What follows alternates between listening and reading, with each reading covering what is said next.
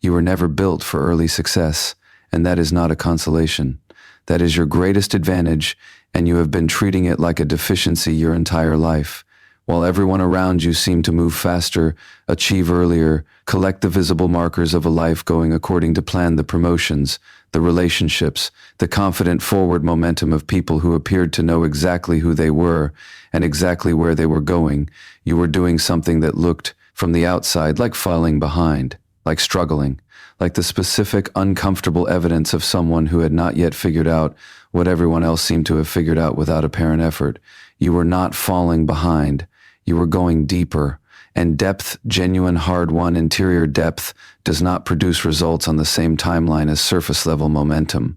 It produces something categorically different, something that the early achievers, for all their head start, will spend the second half of their lives trying to develop, something that cannot be rushed, cannot be performed, and cannot be acquired through the kind of efficient, strategic, externally validated progress that the world celebrates and rewards in the first decades of a life. The rarest personality type does not peak early. They compound, and compounding, the specific, non-linear, mathematically extraordinary process of depth building on depth, wisdom building on experience, authentic self-knowledge building on hard-won clarity, produces a kind of success that is simply not available to people who optimized for speed rather than substance.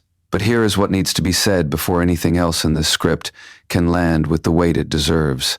Most people who carry this rare configuration spend the first half of their lives not leveraging it. They spend it apologizing for it, trying to correct it, attempting to reshape themselves into the faster, louder, more immediately productive version that the world consistently rewards and that they consistently struggle to become. They exhaust themselves in the sustained effort of performing a personality that was never theirs, and they call the exhaustion inadequacy rather than what it actually is. Evidence that they have been trying to run the wrong race. Here is the first brutal truth. The world is not set up for you. The educational systems, the early career structures, the social hierarchies of your 20s, all of it was designed with a different configuration in mind. One that processes information quickly at the surface and moves on. One that performs confidence before it is earned. One that prioritizes visible output over genuine understanding. One that mistakes speed for intelligence and early achievement for destiny. You do not work that way. You have never worked that way. And every time you tried to, every time you forced the surface-level speed that the environment rewarded, you produced work that felt hollow to you, even when it looked acceptable to everyone else. Here is the second brutal truth, that hollowness was information. It was your particular configuration of consciousness telling you consistently, uncomfortably, through the specific dissatisfaction of someone doing something they were not built for, that the race you were running was not yours to run.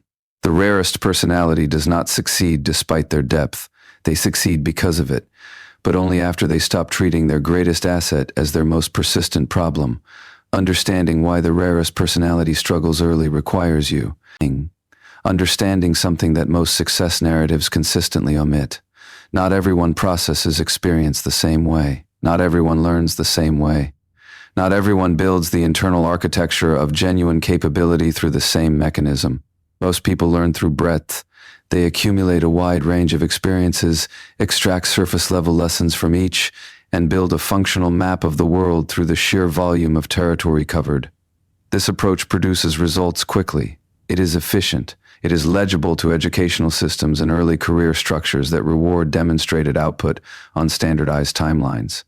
And it produces people who are genuinely capable within the specific bounded domain of what surface-level breadth can produce. You learn through depth. You do not move on from an experience until you have understood it completely, not just what happened, but why. Not just the surface mechanics, but the underlying architecture. Not just the immediate lesson, but the second and third order implications that most people never stay with long enough to access. You process slowly by the world's standards and thoroughly by any honest standard, and the world's saint. Standards are the ones that determined your early grades, your early career trajectory, and the specific, persistent sense of being slightly out of step with the pace everyone else seemed to maintain effortlessly. Here is the brutal realization that changes how you interpret your entire early history. The struggle was not evidence of less capability. It was evidence of a different kind of capability operating in an environment that was not designed to recognize, reward, or even accommodate it. You were not slower, you were deeper. And depth, in environments optimized for speed, looks indistinguishable from struggle to everyone who has not personally experienced the difference. The rare personality also tends to be extraordinarily sensitive to inauthenticity, to the gap between what is presented and what is real, between what people say and what they mean, between the surface of a situation and the actual dynamics operating beneath it.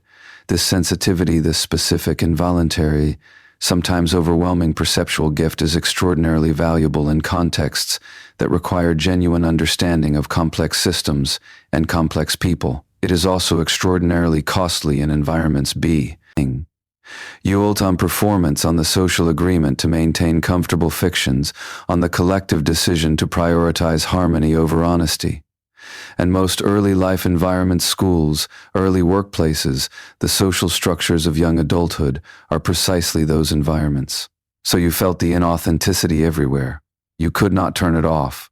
You could not participate in the performances with the ease that other people seemed to manage, and you were penalized for it socially, professionally, sometimes academically in ways that produced a specific and damaging conclusion.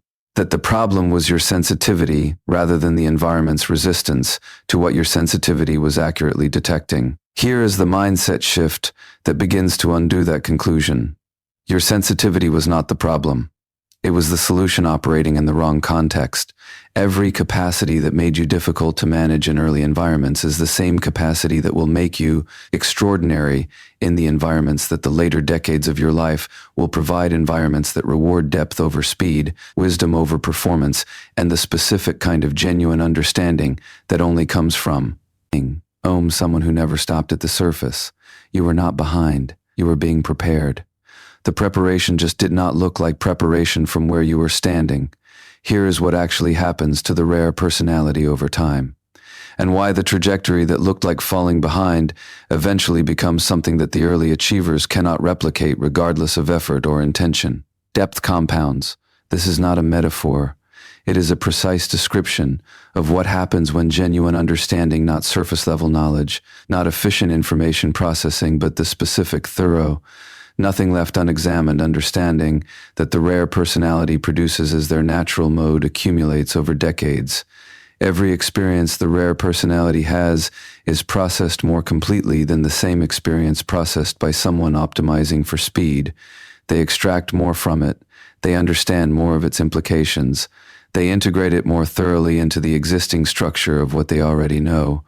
And that integration, that specific, invisible, cognitively expensive process of genuine understanding produces something that surface-level processing cannot: real wisdom. The kind that does not just know what to do but understands why. The kind that can transfer across domains because it is built from genuine principles rather than from contextual rules memorized for specific situations. This is why the rare personality's success curve looks different from everyone else's. It is not linear. It does not produce steady, visible, year-over-year progress in recognizable directions. It is slow and then sudden, invisible and then unmistakable. The specific, non-linear trajectory of something that was building beneath the surface long before the surface showed any evidence of what was being built.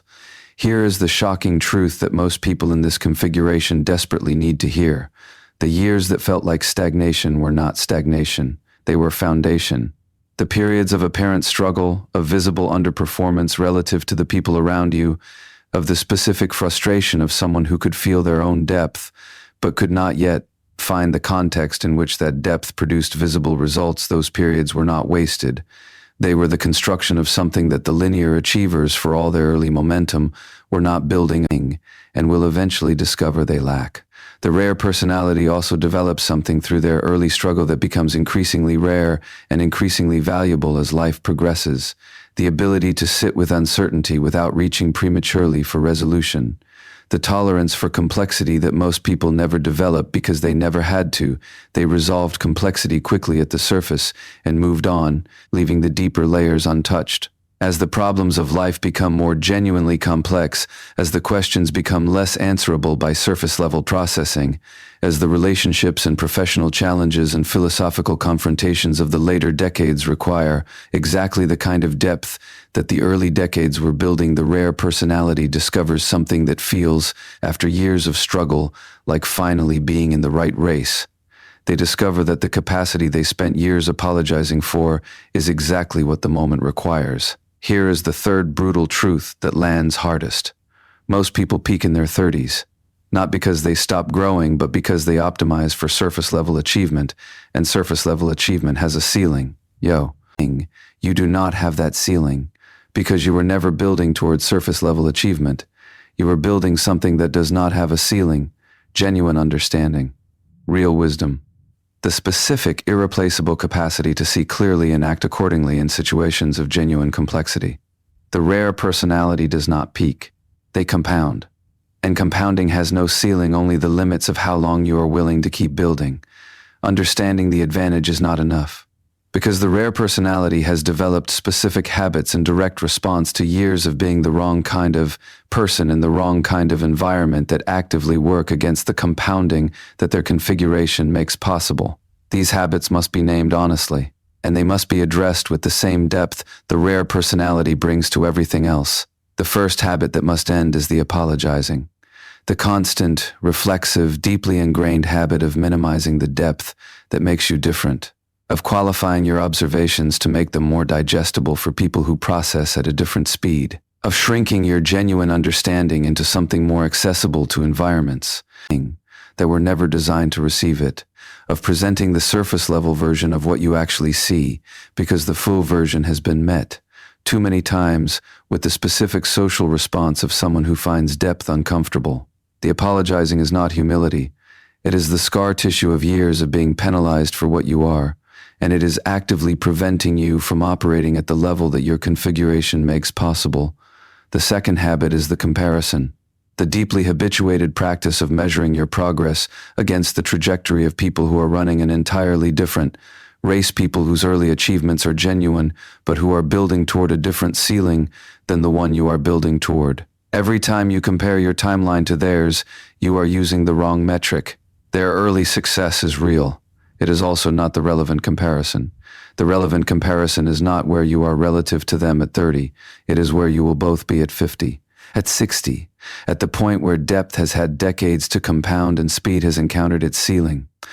The third habit, and the most costly one, is the waiting for external validation before trusting.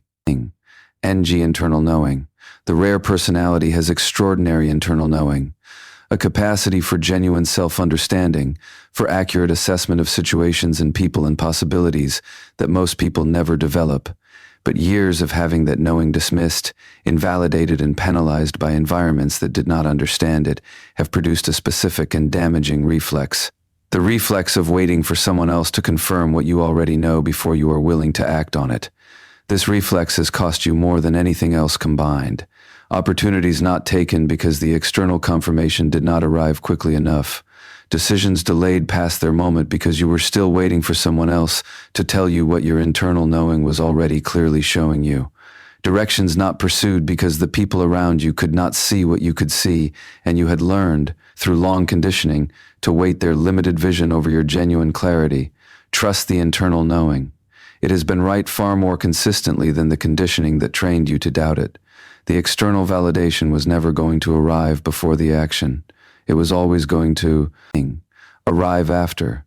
Here is where the understanding becomes a directive. You have spent enough time in the wrong race, running at the wrong pace, measuring yourself against the wrong metrics, apologizing for the very configuration that is going to produce something extraordinary if you stop treating it as a liability long enough for it to do what it was built to do. That ends today. Not because the script told you to, because you already know in the specific, thorough, nothing left unexamined way that you know everything, that the time for apologizing for your depth is over, that the time for waiting for the world to create an environment that accommodates you is over, that the time for measuring your trajectory against people running a fundamentally different race is over. What the rare personality must do now is not complicated.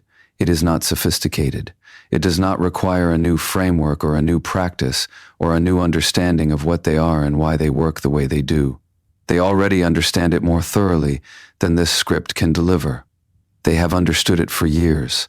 What it requires is commitment, the specific behavioral daily life commitment of someone who has finally decided that their depth is the asset, not the liability, and is going to act accordingly, starting now. So here is your challenge.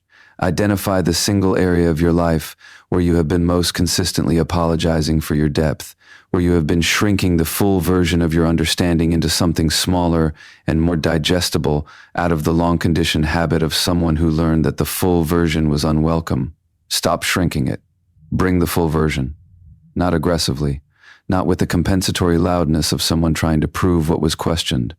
Simply clearly, without the apology. As the natural, unqualified expression of someone who has finally decided that what they see is worth saying at full volume. And identify the single decision, the one your internal knowing has been pointing toward clearly for months, possibly years, that you have been delaying for external validation that was never going to arrive before you acted. Make the decision, today, before the internal knowing gets qualified back into manageable uncertainty by the conditioning that trained you to wait. Here is the final truth that this entire script has been built. NG toward.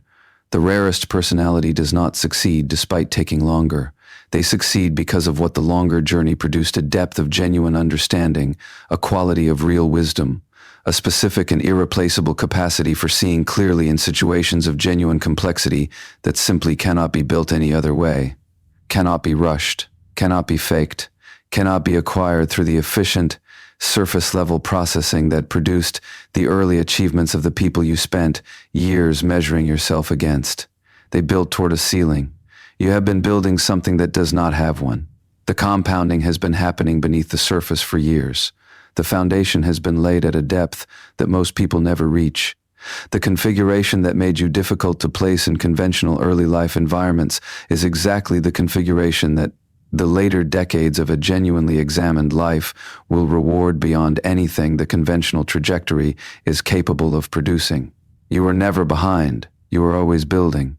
Stop apologizing for the build, and let it finally, completely, without qualification, become what it was always going to become. The question was never whether you were capable. The question was always whether you were finally willing to stop treating your greatest strength as your greatest flaw. Answer that question today, with your actions, not with your intentions.